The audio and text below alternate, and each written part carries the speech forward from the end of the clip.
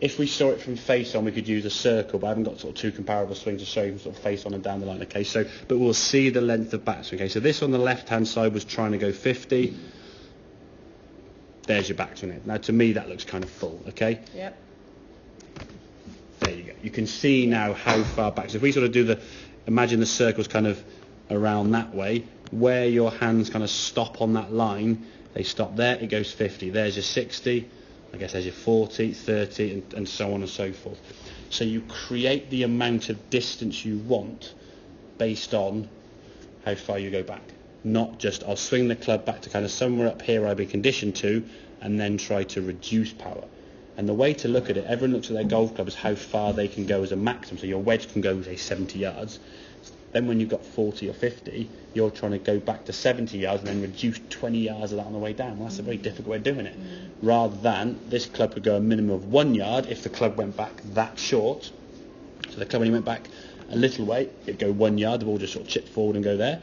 If we go back further along that circle, the ball then would go incrementally further based on the length of the backswing. Question, yeah, of course, no. If now it's going to go 10, 20 yards yeah. in the winter, will it stop then? And In the you yes, have to recalibrate always look winter to summer. Yeah.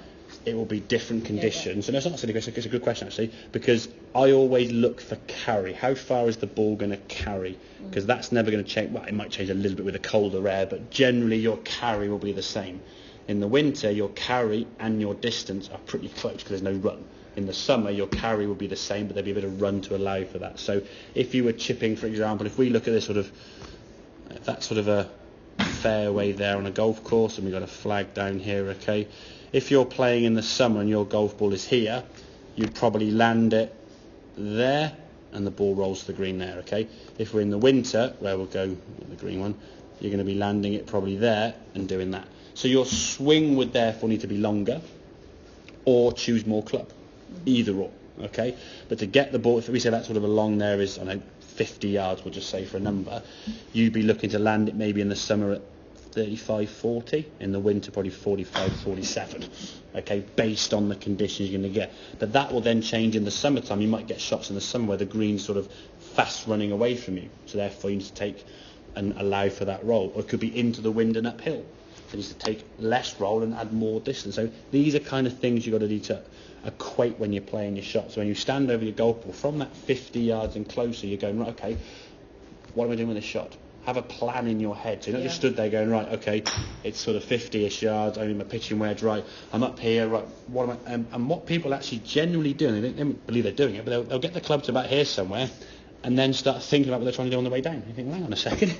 From there now to impact, you've got 4.5 seconds, you're hitting the golf ball at less than 5. You've got less than half a second to decide how far that ball's going to go, at what speed, what trajectory, is it going to land there, spin. It's like, whoa, your brain's just gone.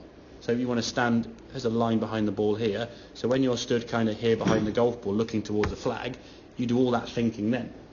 So, okay, right, I've got a shot. So we look at the first at Lanisham, again, good example, okay? You've got a lovely drive on the left-hand side, and it sort of funnels into that direction from the left there. So you stand, okay, got 60 yards to go. This is a number, okay? But the pin's behind that left-hand bunker. Okay, right, so I'm not going for the pin because that pin's tucked away behind the bunker. So I'm going to land this on sort of the front part of the green. We're in the summer now, a bit of roll. And land at the front part of the green. So your Garmin would say what it was to the front and middle and back potentially, I think, with your watch, would it say? So, okay, so we know the flag's in the middle, so I'm going to land it. What's at the front of the green? So front of the green is 54 yards. Okay, so 54 yards. I know if I go pitching wedge to there, it's going to carry at 55. Perfect. I'll go that. Set the golf ball, clear your head and just hit it 55 yards. Have a few practice swing to try and feel that 55-yard swing. Pull the trigger. And then you might get onto the fourth, is it, where the green slightly raised up on the set. So you get your tees on the left-hand side, but sort of roll down the slope. You said, okay, right, that green's really high up there. Okay, well, I'm going to land it up on the top of that. I can't leave it short. So what's front of the green? Front of the green saying, I don't know, 46. Well, I want to go at least 50 because 46, 47, 48 is going to be close to that bank. So we'll go 55, 56, whatever. Uphill, bit more club. Step over the line of doing, and then you just pull the trigger. Or if it's downhill, is it the par 5 on the back nine at 13 or 14, when it sort of runs down a little bit, you could be there going, right, flag's on the back. Okay, I'm going to land the pins at the back. I've got 70 yards, but actually at the front of the green, it's going to be about 42 yards to the front. So I'm going to 9-iron, landed at 42 yards, going to bounce and run down that green. So you're playing to spots on the golf course with the thought process before that, thinking, okay, right, is it going to be this club, that club, is it going to run and land and stop, or run on the green? So you're always thinking about that shot. How do you see this shot? If you stand there behind the golf and say, okay, right, describe how your shot is going to look to a blind man. And in your head, that's what the image you want to have before you play it. Yeah. So, okay, right. So what I would say, an example of that would be, so I can record it. Okay, so I've got 60 yards to go. The flag is above me. I need to get some height. I'm going to land it on the middle part of the green that it's 50 yards. I'm using my pitching wedge. It's into a bit of wind. I'm going to give it a 55-yard swing. It's going to land on the green with about 10 yards of roll. So there's a description of how the shot would look. Or conversely, I've got 30 yards to go, it's downhill, it's downwind, it's rock hard fairways. I'm going to land this at 15 yards. It's going to land at 15 yards, we run a bit further because of the slope, run a bit further because of the wind and the hard ground, and trickle onto the green at 30 yards. So you kind of got these images in your head before you even attempt to swing the golf club. So then when you actually go to the golf club, that image is there. Okay, right, 15-yard shot. What's a 15-yard shot look like? So in your practice, you're there. And if you go, there's a grassed area, Anish, isn't there? At the side. At the side by the 18th fairway, isn't it? If you go down there, go there with 5 objects. Could be a bag of golf balls, a shoe bag, a brolly, and just walk out 10 yards, put the brolly. Walk out 20 yards, put the shoe bag. Walk out the 10 yards and put something else. And then just try and chip your golf balls to land as close to those targets as you can.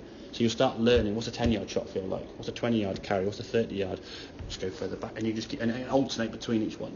So you start really getting good at just hitting targets all over the place. You could actually go 10 yard there, 20 yard there, and make it all over the place if there's no one there whacking the golf balls and stuff.